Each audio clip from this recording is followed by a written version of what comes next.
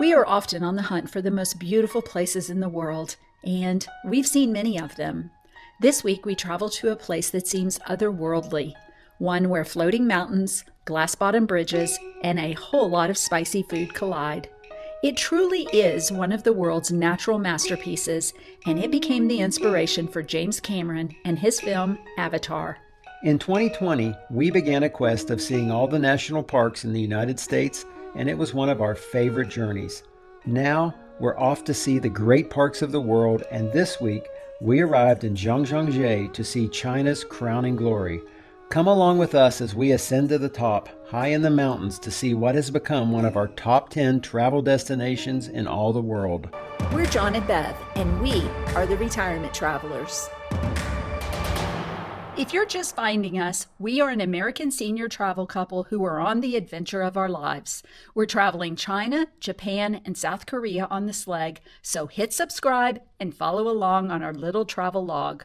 We are a few weeks ahead of our videos, so if you're wondering where we are in the world, we keep our Instagram updated to our current location, so follow us there.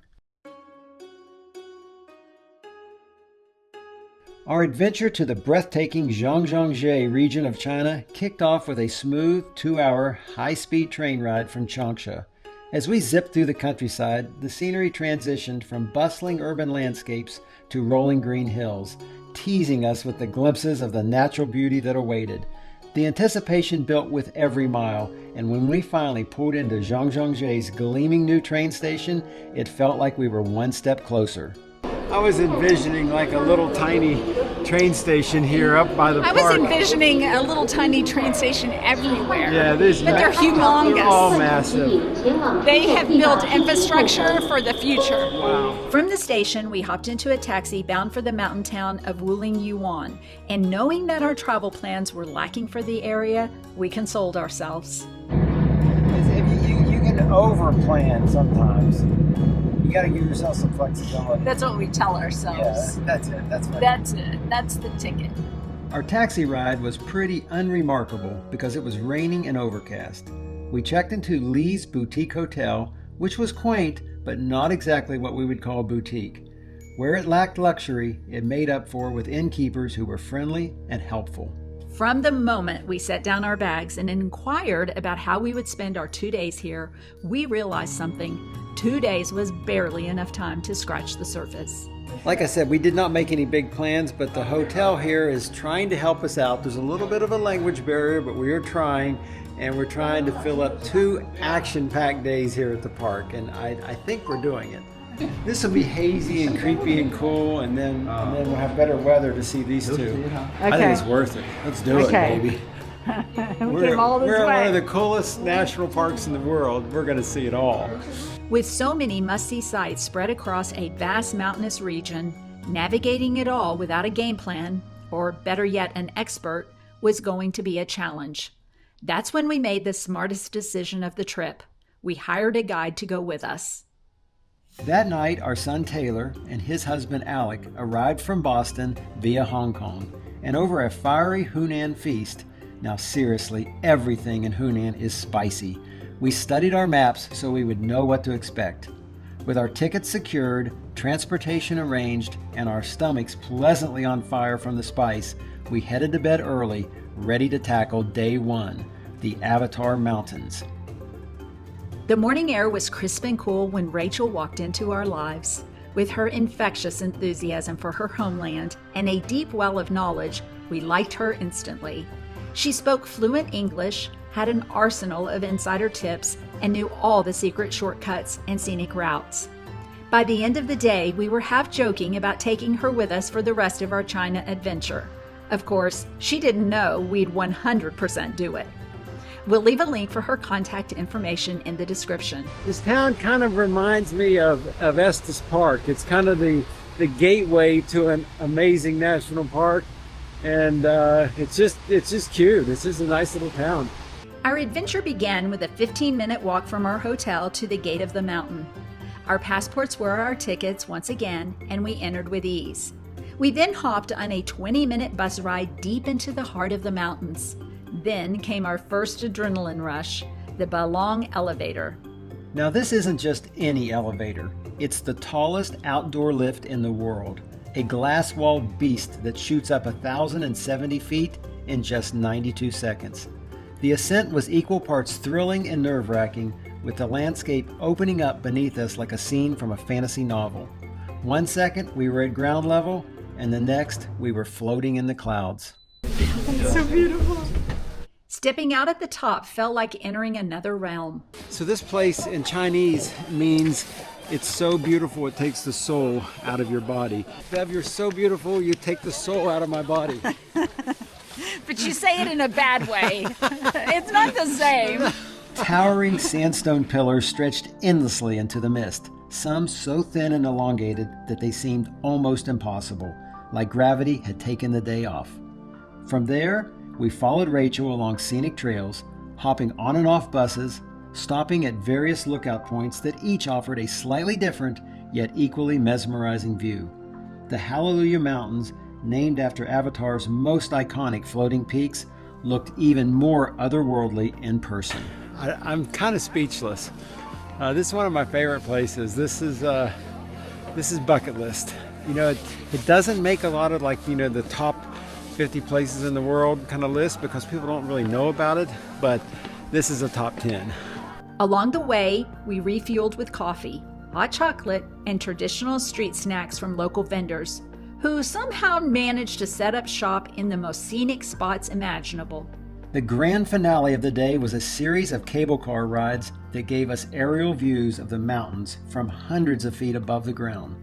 These two cableways offered jaw-dropping perspectives.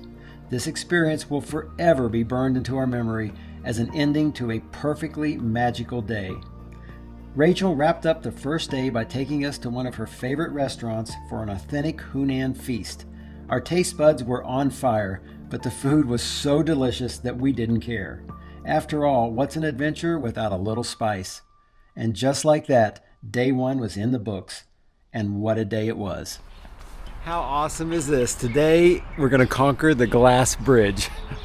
Yikes. The next morning, Rachel arrived at our hotel, this time with a driver in tow. We piled into his new and very clean van, and he drove us about 40 minutes to our first stop of the day and one of Zhangjiajie's most jaw-dropping feats of engineering, the Zhangjiajie's Grand Canyon Glass Bridge. If walking on thin air ever sounded appealing or terrifying, this is the place to do it. Suspended 1,400 feet long and nearly 1,000 feet above the canyon floor, this wasn't just any bridge.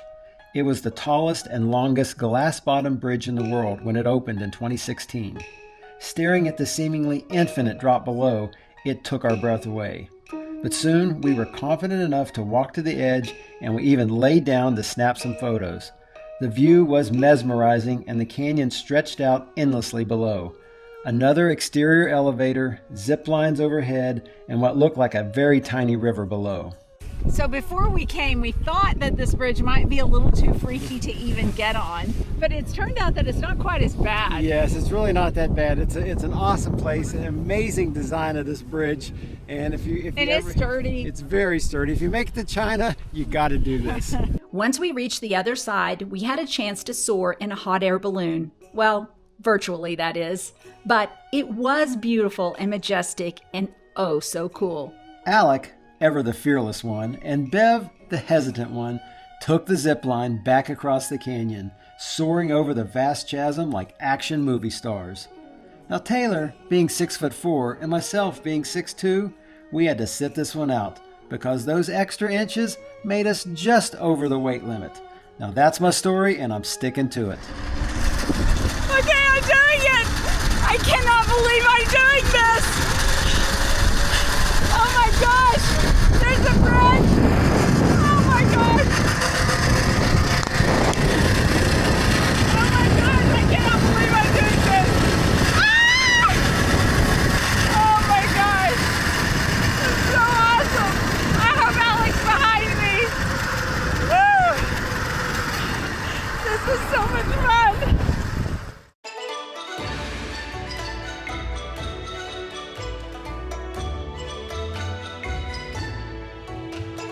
Alec and I also had the experience of taking a long mountain slide down the hill where we all met up at the bottom. The fun continued with a boat ride along the river at the bottom of the canyon, offering a completely different perspective of the towering cliffs we had just walked above. We finished the final 4-kilometer scenic hike through the canyon floor, and after a stop for another cup of coffee, it brought us back to our transportation, and just like that, our action-packed morning was complete. With adrenaline still pumping, we made our way to lunch, because if there's one thing that can match the thrill of a glass bridge, it's the fiery, mouth-numbing spice of Hunan cuisine. After lunch, we set off on a 45-minute drive to Tianmen Mountain, a place John had dreamed of visiting for 7 years. Why? Because of a single 2018 Range Rover commercial. If you haven't seen it, here's the premise. A Land Rover navigates 99 death-defying turns up the mountain, then climbs a 45-degree incline of 999 steps to reach the iconic Heaven's Gate, a massive natural archway carved into the rock. The commercial was so mind-blowing that John has been obsessed with seeing it in real life ever since. Now it was finally happening. I was so excited. We began our Tianmen Mountain experience with a death-defying cable car over what seemed like an eternity. From here, we viewed the infamous hairpin-turned road and the cliff sides as we soared so high. It was an exhilarating ride, one that felt part amusement park attraction and part dream sequence. This is my kind of walkway. It's concrete and you can't see through it. It's gorgeous here, but man, That road is something I did else. not think it would feel this high Yeah. and this already, and we're not even there yet. We're not even close to the top. It's just this huge mountain. The one thing that did make me feel good yesterday is one of you guys were talking about how they never have earthquakes here. It's a very calm, seismic place. That's good. And so I feel a little better being up here on the top of the mountain. When we reached the upper station, we took a deep breath. Now came the real challenge, the legendary 999 steps to Heaven's Gate. John has roped me into doing this with him. And honestly, I will probably regret it if I don't. Yeah, so this is 999, pretty much straight up.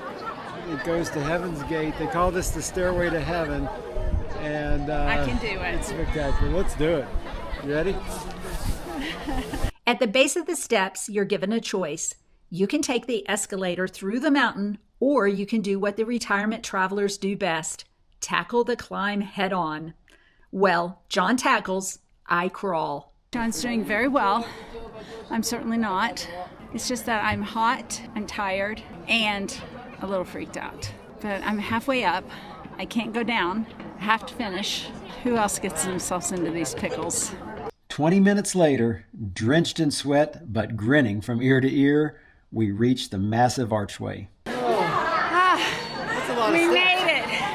But the worst part, the last 200 steps, we could only hear a song. I did it my way. And I kept thinking, how many people have played that at their funeral? It's a funeral song. And I'm climbing all those stairs. Okay, I did it. That was hard. The view was surreal. Standing within the towering limestone opening, staring out at the landscape below, we felt like we had truly reached the gates of the sky. Rachel threw us one more curveball. We weren't even close to the top. Cue 7 consecutive escalators, all built inside the mountain itself, carrying us higher and higher into the clouds. This has been one of the best 2 days that we've ever had traveling. I don't know if it's because Alec and Taylor are with us, but it has been one of the most beautiful places. We've had so much fun and we've seen such glorious things. It's just, you've got to get here, don't you think? This is probably when people ask me where's my favorite place in the world, it's probably here. This is an incredible place. Yeah. It has skyrocketed way up the list to numero uno. By the time we reached the summit, it felt like we had traveled to another dimension. The grand finale, the Tianmen Mountain glass walkway, a narrow see-through path clinging to the side of a 4,000-foot-high cliff.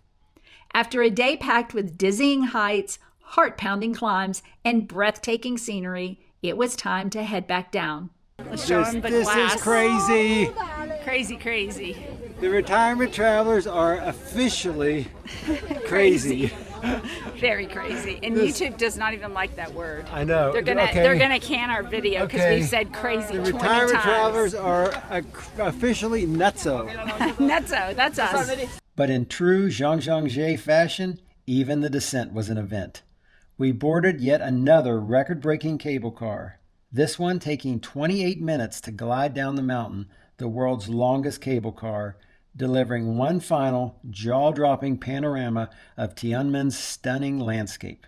As we packed up and prepared to head to Chongqing, we couldn't help but wonder, how do you top an adventure like this? Guess we'll find out soon. Tune in next week as we travel to Chongqing, China's mega city of 30 million people. See you then. Be sure to hit subscribe and follow along on our retirement journey around the world.